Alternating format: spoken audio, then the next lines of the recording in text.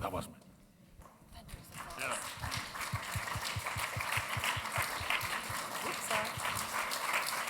Oh, what's that be like? Hi.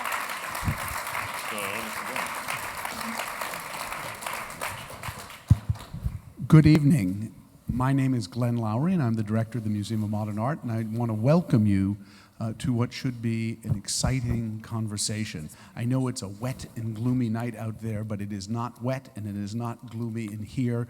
We are so thrilled to have William Kentridge and the cast of Lulu and Peter Gelb, the brilliant and guiding force of the Metropolitan Opera, with us tonight. This is one of those rare evenings where we at the Museum of Modern Art can share with our colleagues and friends who are involved with the Metropolitan Opera a moment to hear from extraordinary artists about the work they do. And for us at the Museum of Modern Art, this is a bit of a reprise because in 2010, 15 years ago, we had the honor of working with William on a major exhibition that coincided with the presentation of The Nose at the Metropolitan Opera. So it brings us back together, at least for a moment here.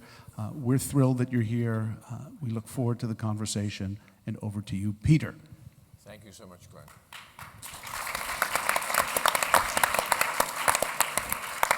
Thank you, Glenn. The weather may not be nice, but it probably is appropriate Lulu weather, I imagine.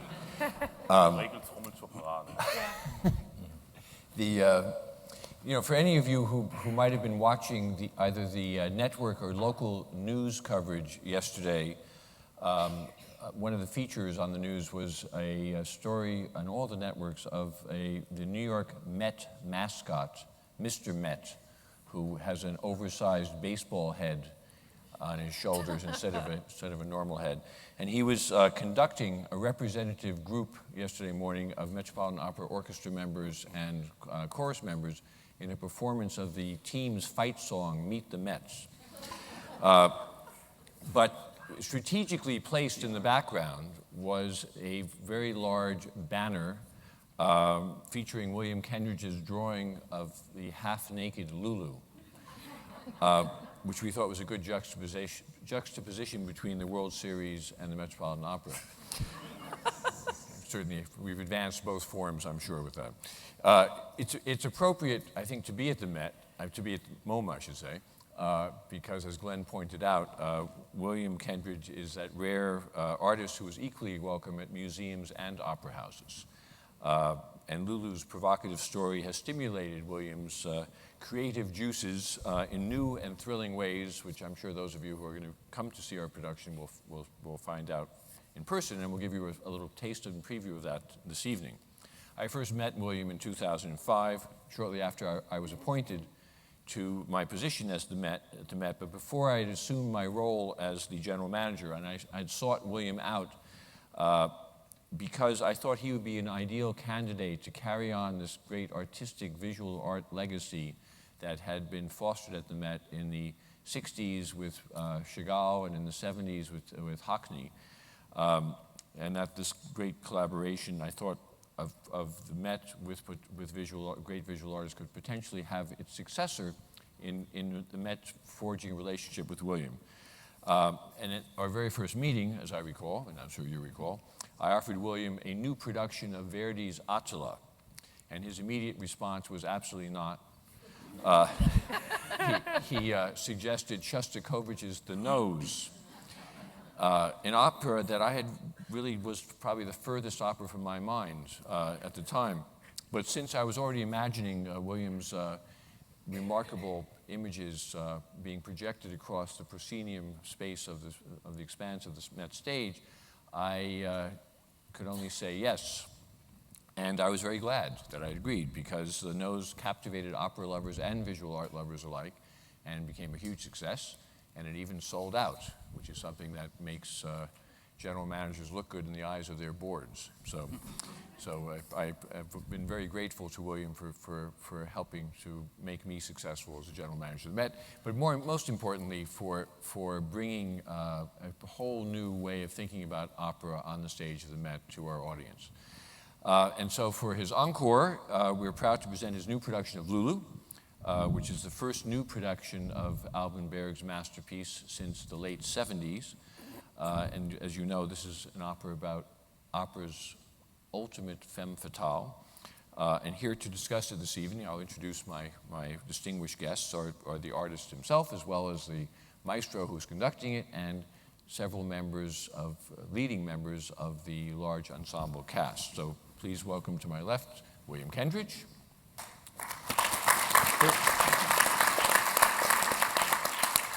And to William's left is the soprano who is equally gifted as an actress and who is considered to be the definitive Lulu of our time. She wowed Met audiences several seasons ago as Ophelia in Hamlet. Last season she was the wonderful Susanna in our new production of The Marriage of Figaro. And we'll talk a lot more with her, but please welcome soprano Marlis Petersen.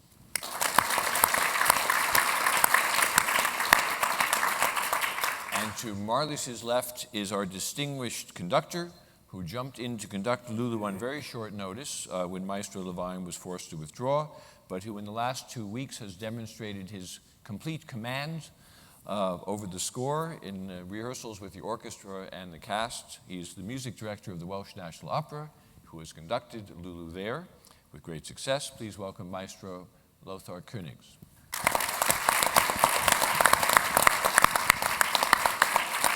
And to the maestro's left is the bass baritone, or the baritone, I should say, who plays the unusual dual roles of both Lulu's victim and her murderer, Dr. Schoen and Jack the Ripper.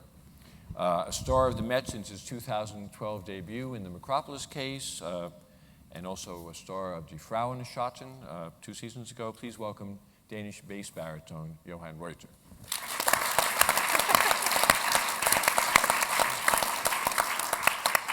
And to Johan's left is a favorite Met opera star who has sung more than 150 performances, hard to believe, on our stage, from Cherubino in Figaro, Octavian in Rosenkavalier, Dido in Les Troyens.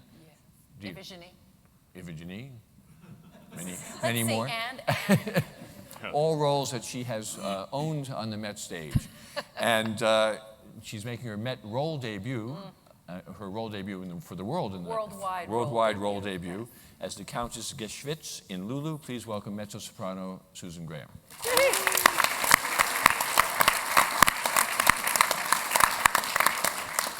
And to Susan's left is the distinguished and young American tenor who is making his Met debut as Alva, Dr. Schoen's son. And although Lulu marks his first performances with us, he is already well known in opera houses across Europe, where he has excited the public with performances as Siegfried, probably the youngest Siegfried in recent time. And he made his professional debut at the Zurich Opera House as Aaron in Schoenberg's Moses and Aaron, which is, I guess, about as complicated a score after Lulu that you can come by. So please welcome Daniel Brenner.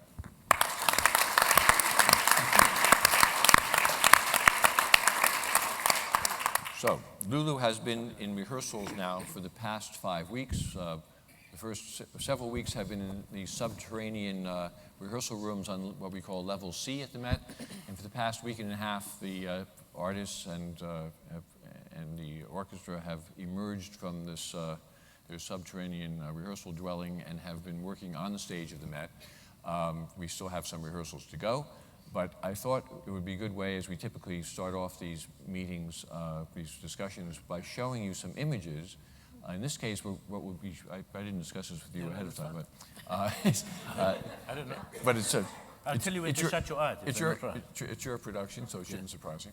We're going to be looking at some rehearsal photographs, and then we have some video to show you a little bit later, but some rehearsal photographs that are more or less in chronological order that represent the scenes, some of the scenes. And I thought maybe, if you wouldn't mind, William, you could perhaps explain, as we're looking at this, which would take a couple of minutes, what's happening. What's happening, maybe a streamlined synopsis, and also perhaps a little bit about your approach to this production. Sure. So if we can begin looking at the images. That's an image. Okay, the animal trainer. The opera is introduced by an animal trainer as if he's presenting his menagerie, but the different animals represent the different characters in the opera. And he said, this isn't an opera about little pets in your house. This is about wild animals. It's going to show you the human psyche in its bare and naked in tooth and claw. You'll also see this is the first scene in which Lulu is posing for an artist. And the idea of the artist representation of Lulu continues through the opera. In the Berg and in the Wedekind, there's always a portrait of Lulu present, even though the artist doesn't survive the second scene of the opera.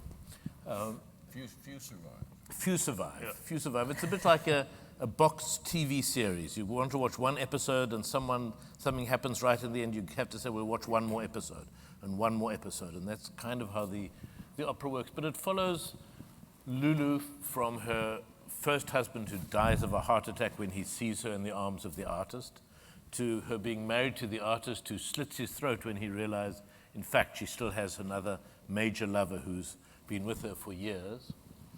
And this is a scene with the composer, a kind of an alter ego of Alban Berg, who's written music for her to perform. And this is backstage in her dressing room, where even though the artist is dead, she still wears the clothes that he's designed, the hands.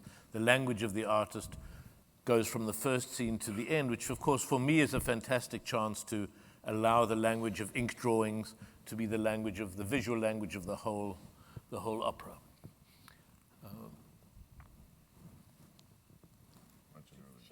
This is Lulu with her. We're never quite sure if he's really her father or not her father, or it's just her first pimp.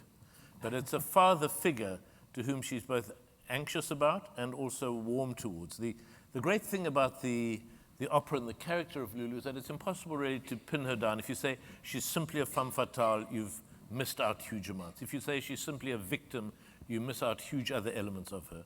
And the great thing of working with Marlis and the whole team is that the 6 weeks of rehearsal is kind of discovering who she is and allowing this openness of either being open to people or indifferent to them or predatory to shift as we go along. And this is when her lover, Dr. Schön, you can hardly recognize Johan in it, but there he is, thinks he can escape her. But in fact, as she becomes indifferent to him and she says to him, well, do what you like, I don't really care, he realizes he's completely and utterly unable to leave her. He has to make a connection to her. And he says, this is the worst day of my life. When she's told him he has to leave his fiancée and live with him, he says, no, to be controlled by her, this is the worst day of my life. And she's saying, I've never felt better in my whole life. And this is, again, spot who this is on the lineup on the this is her lover, the Countess Geschwitz, who pledges her loyalty to her entirely and is one of the most steadfast of the characters in the opera in her devotion to Lulu. There's a lot of, it's a question always that goes through, how do you dress Lulu? Is she in a series of fabulous ball gowns, is an occasion to change clothes 11 times in the opera from one more beautiful garment to another? In fact, we decided to look at what constitutes the erotic in a different way. So in fact, most of the time she's wearing the leftover clothes of the men in her life. In this scene, she wears the shirt of Dr. Schön. In another, she wears the coat of her lover, Geschwitz. In another, the jersey of the artist. Trying to locate what is the elusive but completely irresistible attraction of her, not in the most obvious ways. At a certain point, her husband says to her, you understand, for me to have an honorable life, there's only one solution. Here's a gun, now go and shoot yourself. And she says, can't we get divorced? And he said, don't be crazy, and then you'd be going off with the next person. So he gives her the gun for her to shoot himself, but then turns his back, and 1, 2, 3, 4, 5, that's the end of that husband. Which is an interesting thing, because the moral question is always posed. You can say, well, she's a monster, she just shot her husband in the back. But you can say, what was much more monstrous, presenting a gun to your wife to say, do the honorable thing and shoot yourself. So one's sympathy changes. He says to the son, Daniel over there, when he's completely in love with her and he has her in his arms, and she says, well, isn't the sofa we're sitting on where your father bled to death?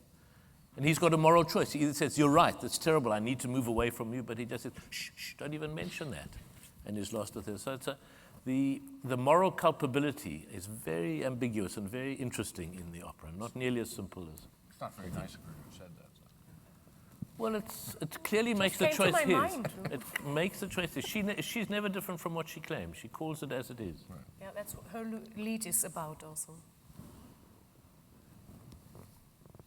And she ends up, of course, in London. Her fortunes go up and then decline, and the last scene is in London, where she is a streetwalker, and her third and final client is Jack the Ripper.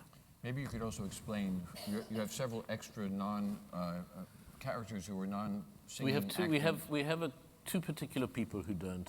One is almost, and they both act as someone between the world of the projections and the actors and the singers on stage. And one is, she's not exactly the ghost of Lulu, and she's not the alter ego, but she's a reflection of Lulu from the screen up and down. And it's a fantastic singer, Joanna Dudley, who is present as the pianist initially, but then as this figure who, particularly in the interludes between the scenes, gives another image of Lulu herself.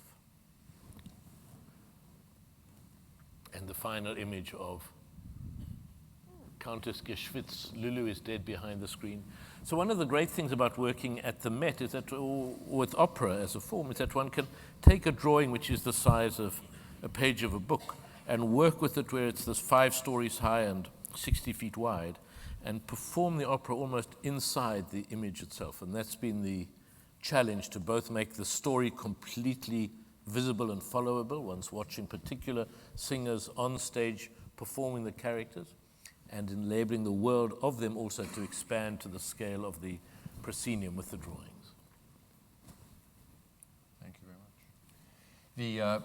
Marlis, I guess we should ask you, since you're playing Lulu, and for those of you who read today's New York Times, you will have seen an article about Marlis. I don't know if you saw it, which not only talks about her working on the role, but also announced that after this will be her 10th production of Lulu, she has decided to retire the role from her repertory, even though she's at the top of her game, and is moving on to other roles. So maybe you could talk a little bit, though, about since you have done this opera in 10 different productions, really, how do you feel about Lulu as victim versus master of her own fate? Yeah, this is an issue I always discuss a lot with critics, because they always ask, how is that to play such a femme fatale? And I say, she's not. For my experience doing it so often, she's not femme fatale. Because if you think of the fact that she's 15 when the opera starts off, and 18 when Jack the Ripper kills her, more or less, she's like becoming a woman, you know, and she's in this transition phase of not knowing who she actually is. But because life has treated her in a strange way, and she was on the street when she was 12, and Schiegel picked her up and used her for his purposes, and then Schön came and took her and also used her, but because he was not on the same level of, he was a power player, you know, he couldn't marry her, so he was giving her away to other men. So for me, of course, she has this natural behavior with sex. It's like eating, drinking, having sex, washing your teeth. That's all one for her, because she has grown up with that, and it's not something bad or something dirty. It's just one part of life, and because she knows that how she has to deal with men, she enjoys that also, because it comes very natural to her. But the men, for them, it's this thing, this urge, you know, and she becomes easily a projection field for all the wishes that they have, and all of those are a little pervert. They all have their own little things, how they want sex, how they imagine it, and she's easy to fulfill that. Yeah, and so she's femme fatale in this sense, that she tempts the man with her own ingraspability, with her natural fulfillment of every wish they have. But on the other hand, she's the victim of all these projections that make her life difficult, because in the end, I think that's my experience after all these years, Dr. Schön is the only man she loves. Also not in a healthy way, I say that, but he's the only one that could carry her through the life, and it's also a father figure and a caring person, and has actually the necessary power and eye level to meet her on her energy. That's what I think. But for me, Lulu is again and again, and I think for another 10 times would be a new opera, because all the views of the directors are so different, and you can point out so many things, different things. You can point out sexuality, you can point out the fall of the rise and the fall of a woman. You can point out the psychological aspects of her and the man around her. So it's a box of Pandora, actually. Yeah, that's what she is. Well, we should hear from Maestro. I'd like to ask you a musical question in a moment, but first, maybe from the characters, the singers who portray the characters who interact, whose lives are affected by Lulu, by Dr. Schön, played by Johan, by the Countess, played by Susan Graham, who is in love with Lulu as well, and by Alva, who is also smitten and whose life is destroyed, like along with his father's. So how do you as see your characters? I mean, it's obviously Johan, you've performed this before, yeah. But Susan, you're doing it for the very first time. Very first time. And second time. So you all have different levels of experience. But you did it the first time in this production. In Amsterdam, the first time that William did it. Right. Last spring. Because this production actually opened in Amsterdam last June, that's right, and now comes to New York. So how would you, any of you, how would you describe your characters and how your characters evolve or affected or changed by their relationship? Obviously, Dr. Schön's character is the most complicated one. I'm not sure. I mean, I think it's really two things. First, I would say this production started in Amsterdam, but we've been really, really busy working on it, and I think it's developed very, very, very well here in New York. It was good in Amsterdam, but I feel I can confidently say that it will be better here in New York, which is not always. Natürlich. Thank you, Susan. That is. That's one thing. The other thing is maybe for the audience, a character can seem more complicated than another character. But for the character, we are all the center of the world. We're all the center of our world. There's no, if you play a character, there's no such thing as a, side character? Right. Nebenrolle. Because we only know the world that You that are the we know. 100% of what you're doing. Exactly. But that's a side issue. My character is interesting because when we meet Lulu, she is still young, and we see at an early part of her life, it's stopped also. Her life is stopped very early. In Dr. Schön's case, it's different because we see him at the end of his life. He's older, and when in the time where the opera happens, where the action happens, we can almost feel sorry for him because he's at the end of a very long journey that ends really badly. But we should remember what he has been doing in the past. And I always do that. I can feel sorry for Dr. Schön in the situations he's in. But when I think about what he's been doing to this girl when she was, say, 12 years old, that's a horrible thing. What exactly, I don't know the answer to this. What is the backstory? What do we know about the relationship of Lulu and Schön? How early? I think it was just after, Schigol has found her on the streets when she was around 12. And I think Dr. Schön came in, I don't know, maybe a year later, maybe 2 years later. And she was abandoned. Yeah. Yeah, she didn't know her mother, so she was already, selling flowers or something on the streets. And I think that's My Fair Lady. I think that's a byword for something else. When I say that to the Malers, if I kaufte Blumen, she was selling flowers. at a It wasn't certain cafe. flowers. Flowers. Yeah, her own flower, Yeah. Oh actually. dear. Oh dear, oh dear. She went there. She's German. So Yeah, and he was fascinated, I think, by a young woman, but also I think Dr. Schön had the idea of taking her out of that and making something better of her. And she was kind of also progressing with this because she suddenly had a home feeling with somebody. That's how I think. and your at least relation- it turns into that. Yeah. At some point, it develops into that. And when we see Lulu first being a model for a painter, the painter is a friend of Dr. Schön. He's Yeah, setting Dr. her Schön up. is always the He's doer, al- the he's red al- line he's through also all of the, that. the person who has married her to her first husband. She then marries the painter. So Dr. Schön knows the people that he puts her with. So I think that's what the police would call grooming nowadays. That if we look at her as a victim, that she's kind of being taken care of, but for a purpose. But then she turns the tables on you in the Oh, scene definitely. in the Oh, dressing room. definitely. Before she kills you, she seduces you. She does, and there is a turning point for Dr. Schön in the story when he's in the wardrobe, the theater wardrobe we saw in the picture behind us, and there is a prince. There's an African. No, that's not an African prince. That's just a prince. But he wants to take her to Africa.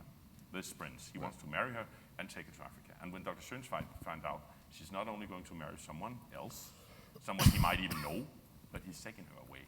That's And what- they, that's what yeah, takes and him there down. he's temptable suddenly, and she feels that immediately, and really makes him there write the letter to say goodbye to his bride. It's a great scene. One of the great opera scenes. Yeah, I find that too. Also musically, it's becoming so strong. It's the other great letter scene after Onegin. Yeah, yeah. Yeah, And there are many Figaro. letters. In there. The letters Fair are- too. So, Fair too. and Susan, the newest comer to Yes. to Lulu. Yes.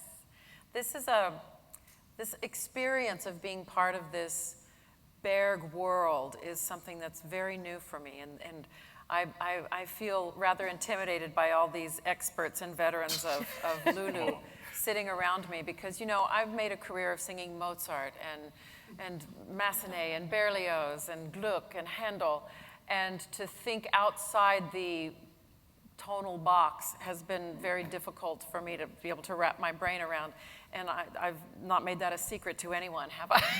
But oh my, have you succeeded in doing Oh, that? Come thank on. you. That's very kind. It's been a huge stretch and a huge learning curve for me. And for that, I'm really grateful. And I really had my doubts as to whether I'd be able to rise to the occasion. But I think it's made me a better musician. At this advanced stage, after being at the Met for nearly 25 years, I think I'm better because of this. You never thought you'd hear me say that, did you? I won't hold you to it. Anyway, I've learned so much from everybody on this stage about this opera and about how it all fits together. And my character, Geschwitz, is, as we've often discussed, I think maybe the truest character in the opera. She really doesn't have an ulterior motive. She doesn't really expect anything from Lulu. She just loves her rather unconditionally because Lulu puts her through a lot. It's very clear that there's nothing that the Countess won't do for Lulu, including contracting a disease in order to trade places with her and get her out of jail and all of these kinds of things that... Thank you for that. You're welcome. No, it's not that disease. I know, it's not that disease. It's something much more sinister. But in the end, my character is driven, I think, purely by love for Lulu. And she's the only one who really, I think, She's is the only honest one. and I loves also, her. at a certain point, Schigel says to the crew that Geschwitz, when she is going with Lulu on the streets in the London, I that even she go out to shouldn't do prostitute that. with her. Yeah, she shouldn't do that because she's the only one that loves. And she doesn't understand the business. But at the very end, the Countess has lost faith. Yes.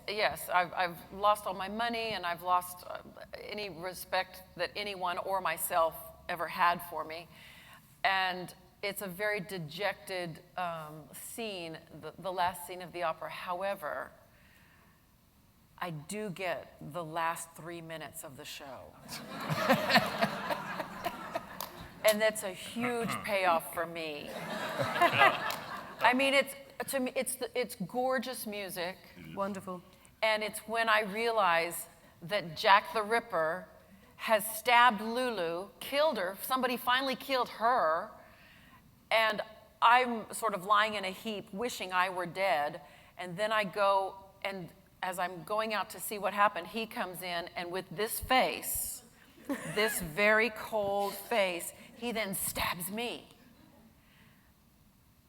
And that's really great. And she sings an aria after that. And then I sing an aria. Yeah. It's opera. It's opera, right. Because he leaves and I'm left alone on the stage, but for his dead body, which is lying right here.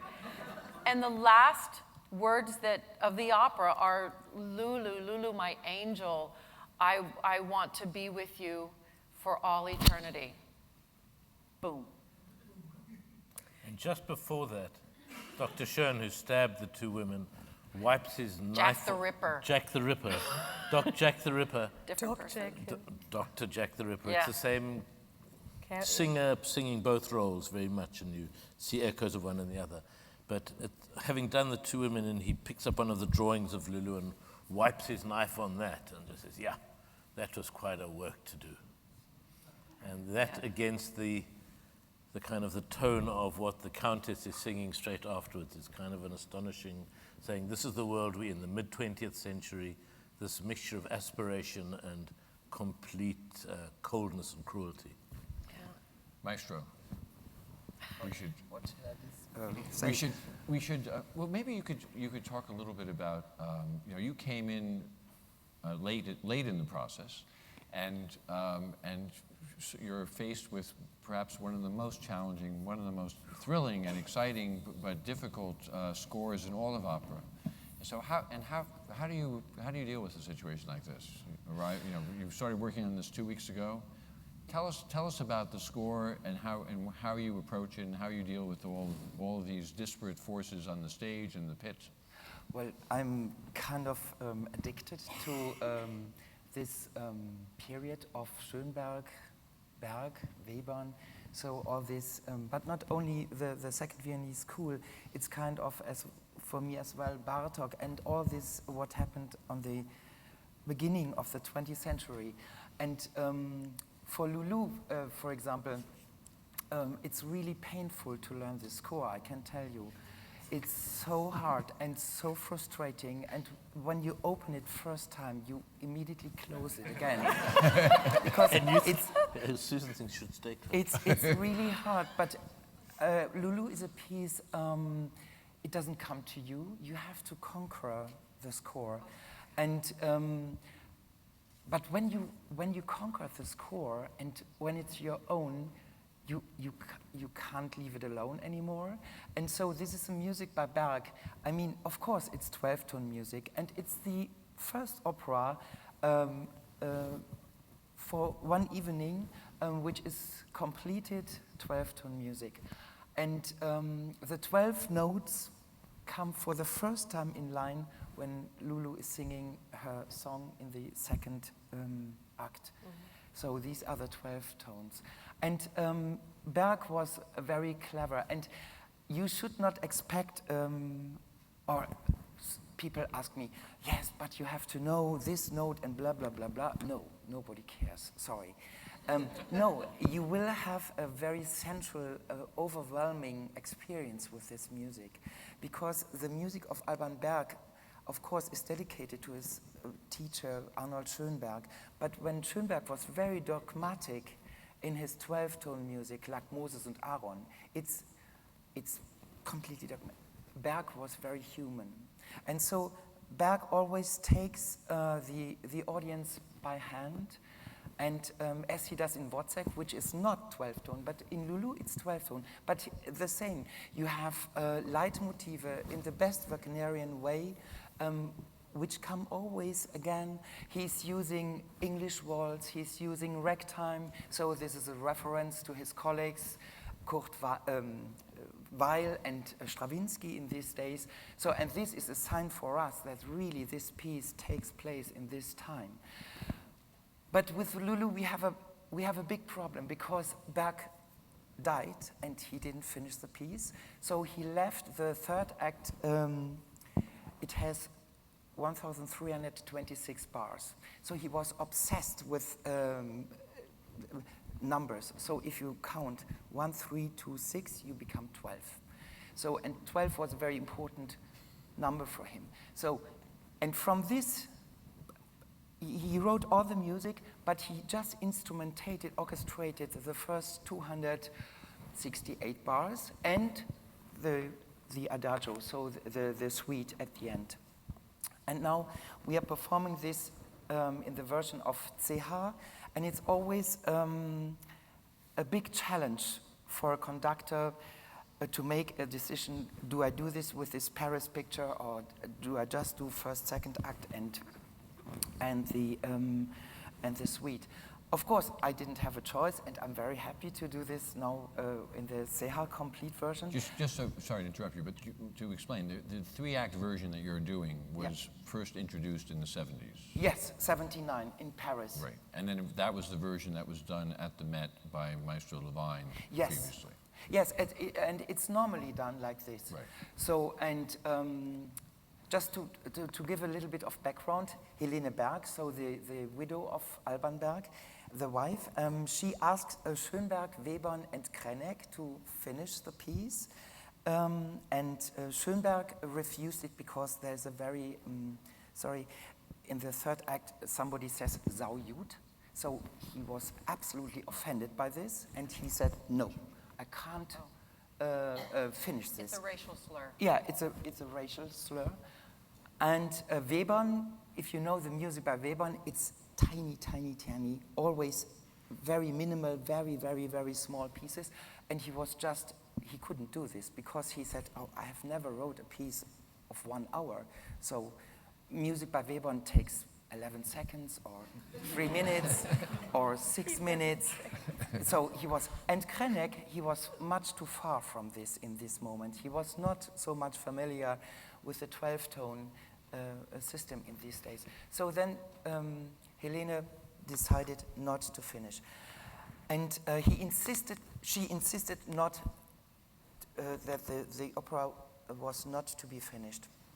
Now in 72, I think, when she died, the researchers went on and went on and went on, and Cerhę finally did this third act, and it sounds like Berg. Maybe it's not the strongest music in the first picture, but to be fair on Berg, he didn't have the chance to revise it anymore. So, but I want to say one more thing. This is very important, and this shows something of the sensuality this piece has. Berg had a love affair. He was in love with Hannah Fuchs, and in German you have the notes we call the B natural, we call H, and F, Fuchs. So he's always playing with this H, F, H, F, H, F. And when Geschwitz is finishing the music, say your last verse in English one more time. Which part? The very end, your aria. I'll be always with you. In Ewigkeit. Yes, and this is, and then Berg puts always H, F, H, F, H, F, H, F. Everybody now. Yes, and so, you know, so this is one more sign that it's a complete human piece, yes? It's not something constructed, it's very human. It is indeed constructed, Yes, but I but- think no other composer can make such music out of a completely structured piece. It has such a concept from the first note till the last.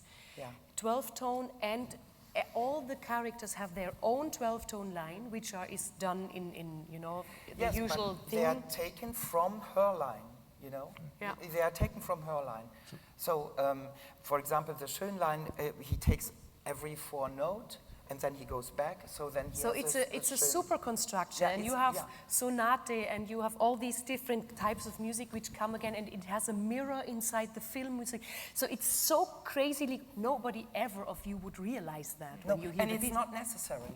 No, it's not No. necessary. But it's for, you know, it's for us, for me, example, when I learned that, for me, it gives also a structure in the learning process. Of course. Yeah, because you realize, for example, when the sonate comes, Dr. Schön's music, and it comes later on in another point, you already know, okay, now Dr. Schön must come in, and of course it's like that. So it's a story in a big concept which makes such beautiful, dramatic, romantic music.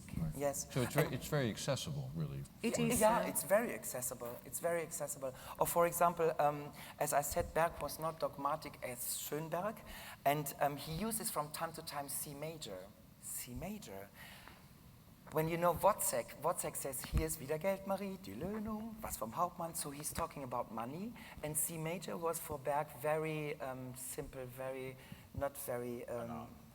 Not a rich harmony. It was very banal. And when Schön is going to the Börse, how do you say it? Yeah, the Stock stock exchange. exchange. He uses C major, so he's very clever, Berg. So Yeah, and also what's interesting is that the piece still works today 100%. Yeah. With the topic of relationships, man and woman, and the stock exchanges, and it's so, how do you say, nowadays, so It's topical. Contemporary. Yeah. I mean, We can this relate. third act that we were talking about, the scene in Paris, is one scene that combines completely a sort of speculation on the stock market, which during the course of the half hour of the scene, stocks go up, and everybody's trying to give their money to the bank manager to invest. At the same time, the Marquis and various other people are trying to trade in Lulu, to sell it to a brothel in Cairo. So there's that kind of human trafficking, which is completely part of it. So it's saying the stock exchange, the human trafficking, the blackmailing of different people, of that sort of combination of speculation and sex is put together so astonishingly strongly that for me it would already be a gap in the opera to not do the... To not do the... yeah, as a the story, third. definitely. It's also And thematically, and saying this increasing is the... When you the say, threat how can for her. everybody be so cruel in the opera? You say, well, what is the world that is being depicted? And if you think of what were the kind of the cruelties and lack of empathies also in Europe in the late 20s and early 30s, all that kind of nastiness and instrumental thinking and real politics comes inside the room in that scene in the opera. You know, it's such a powerful and cathartic kind of tragedy that you can't imagine, really, I can't imagine romantic music being the score for an opera like this. It needs this 12-tone music, I think, to serve this gripping theatrical story that keeps you on the edge of your seat. I mean, partly because of this wonderful production, partly because of this great cast and what you're bringing out from the orchestra. I think it would be interesting just to give the audience a little more of a flavor of how you integrate your art and imagery into the production, to show a little excerpt of some of the video that we put together with the music that is not exactly in sequence, but gives the character, and maybe you can then talk a little bit about how you incorporate your drawings and the process of doing that over the years, incorporating your art into a production like this, which you've done in other productions as well, but in different styles. So if we could show that video, please.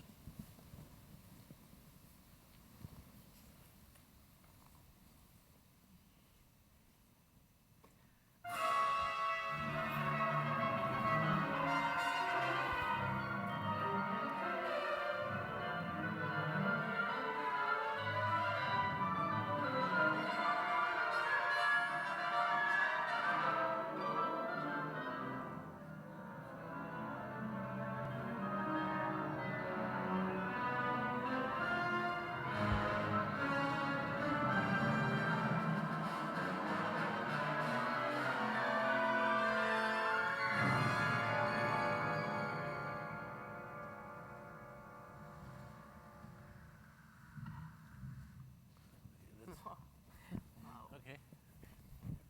That's a very speeded up version of anything that happens in the film, the opera in 20 seconds, in 30 seconds. It gives you, I mean, what that does, it shows some of the language of the ink drawings in which the black ink has to stand in for the blood of Lulu. In the central film, this mixture of drawings being filmed and real actors. And the way the piece comes together is a mixture of drawings done in my studio in Johannesburg, and then very intense and close work, and work done by the video editor, Catherine Myberg, who's here with us in the audience, and working how this will sit on the set designed by Sabine Theunissen, and trying to work out which is the space where the singers will be, what are the images behind them, at which moments is the rhythm of the changing drawings the same as the exact rhythm of the music, when is it against it, when is it still, so we just watch the interaction. And that's the process of the 2 years of work before we start rehearsing. This began in your studio This in began, South Africa? yes, the first 2 years of work happened in the studio in Johannesburg, and then the intense 6-week period of rehearsings in the rehearsal room and on the stage of the Opera House. And in fact, the editing of the video is still continuing. Tomorrow we have our piano dress rehearsal, and there is still more editing to be done. And I think we will stop at the day after the full dress rehearsal next Tuesday, 2 days before the premiere. So it continues all that way along, trying to tease out what is the relationship between the music, the performers, and the images on stage. It's a process that goes It's an right, ongoing right up to process, the finish line. right to the end. You have in your previous operas, Monteverdi's Return of Ulysses, Magic Flute that you did, the Shostakovich The Nose. Obviously, the art or what you were inspired to create in terms of these scenic movies that get projected onto the scenery and the characters as well, are different. What were your inspirations in this case? Well, in this case, the project started, I mean, just to describe the origins. At first, when Peter offered me Lulu, I said, no, it's too long. I don't know what to do with it. Animation, I'll spend a year on 3 minutes. This is 3 hours long. This is going to be 2 lifetimes.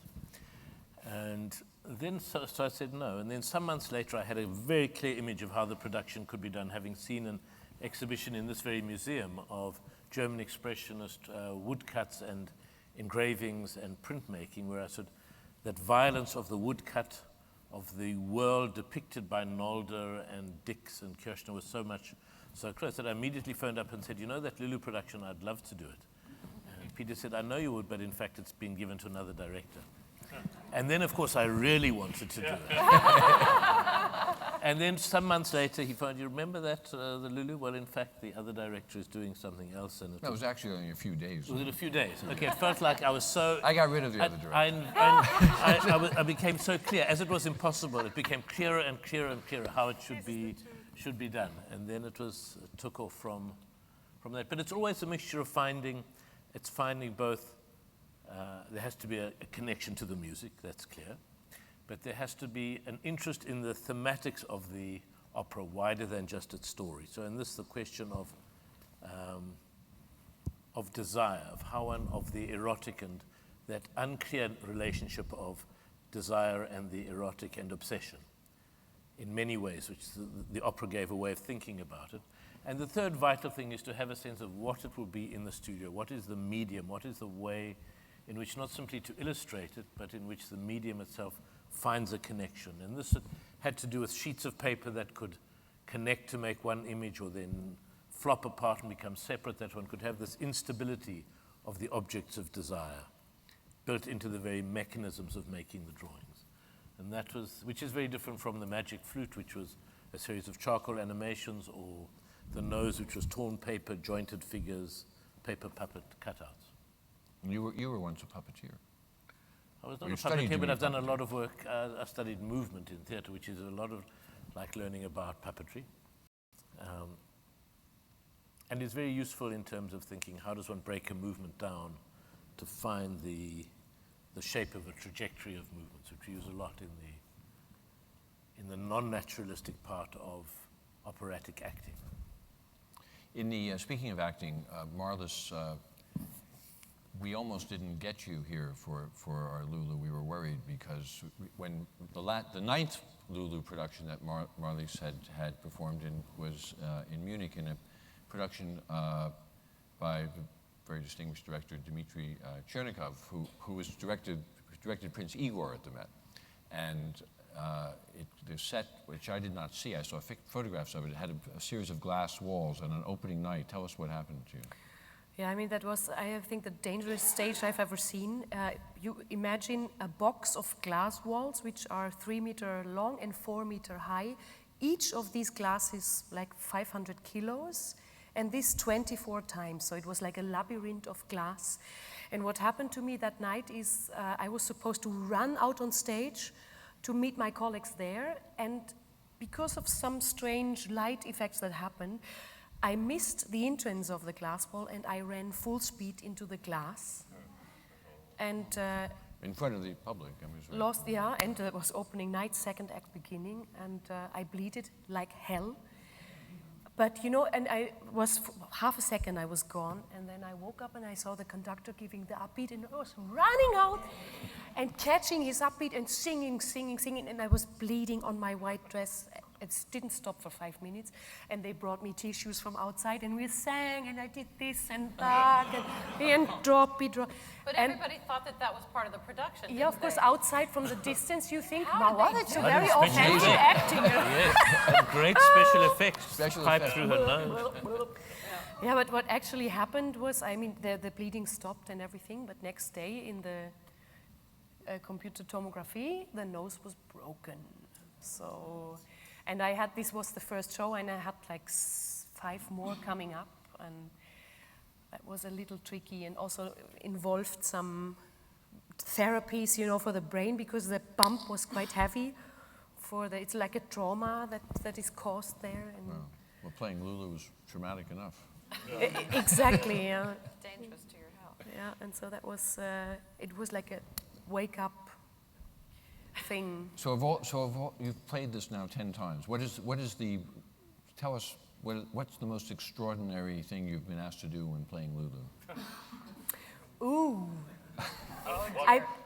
Fasten your What was the seatbelt. most extraordinary thing you were asked to do, and what's the most extraordinary thing you actually did?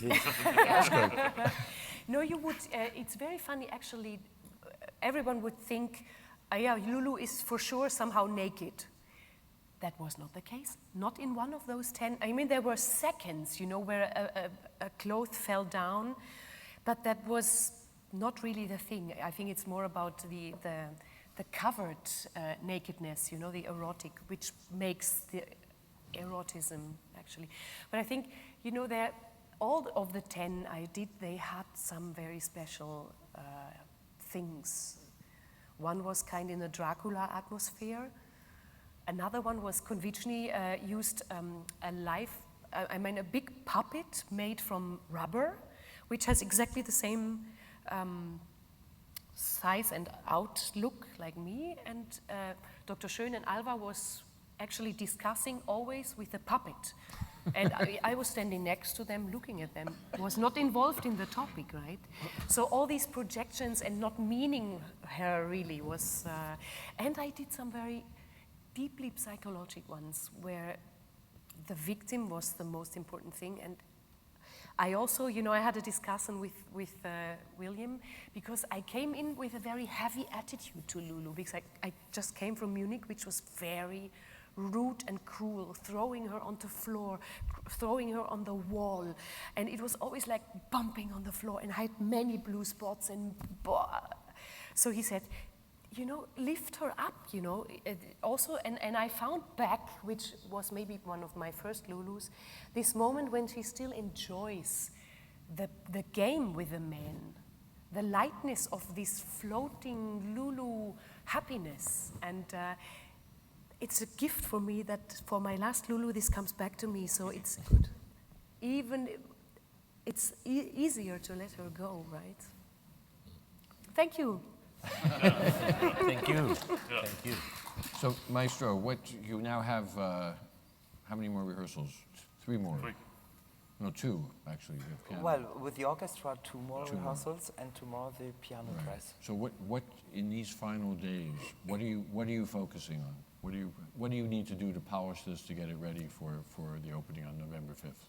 Well, I think now we are on this moment where we have to play the piece, you know, and we have to, it's very important just then to play. Now we have all done our homework and talked about articulation, blah, blah, blah, blah, blah. I mean, it never finished, but now you have to, to send the piece. To give birth. Yeah, birth. And so we have a pre-dress on Friday, one opportunity to play the piece. Of course, afterwards, small corrections, and then the dress rehearsal. And then, hopefully... you will be all there. Hopefully, luscious opening night. Luscious, that's nice. So, we're just about running out of time. Daniel, we didn't hear much from you. Do you have some final Sure. words to... My role is Alva, and I've been told that Alban Berg saw himself in the role a lot. So all of the love that Alban felt goes through Alva. And she is touted as the person that loves Lulu the most purely. And I love the image of Lulu. We didn't grow up together, but when she came into my life, I became more like a brother to her. And since the beginning of our relationship, I've been completely smitten with her. And in my mind, Alva is sort of like a puppy dog following her around. And I have a very domineering father, so I'm well contained, but I want to be strong. I want to be worthy of her, but there's still something about the character that he can't break free of the domineering father. But what I really loved learning the role was that I get the most beautiful love music. Almost everything that I sing is about how fantastic this lady is. And it's just, so to the end of my life, she gives her health in order to save her. Lulu takes my health, but I still love her. And she's given me an incurable STD,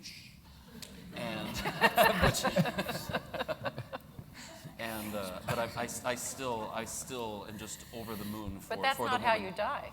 No, I'm not dying from that.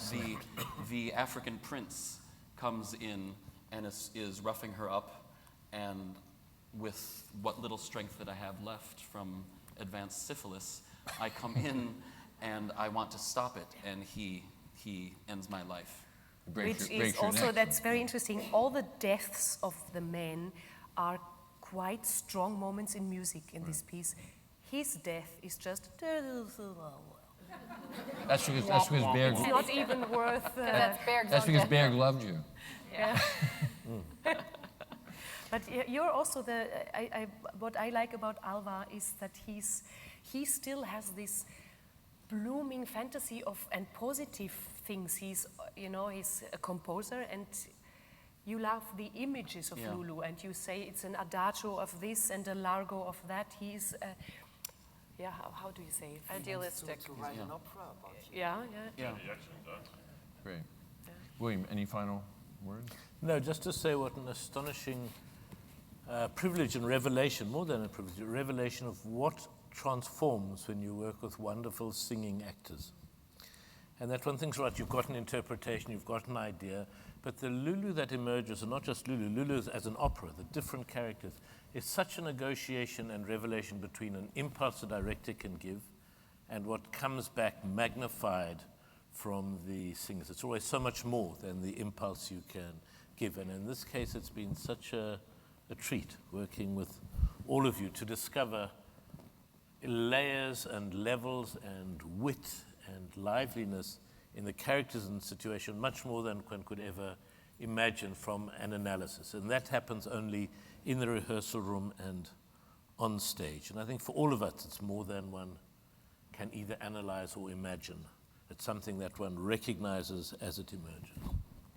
So thank you. Thank you all of you. Thank you all very much.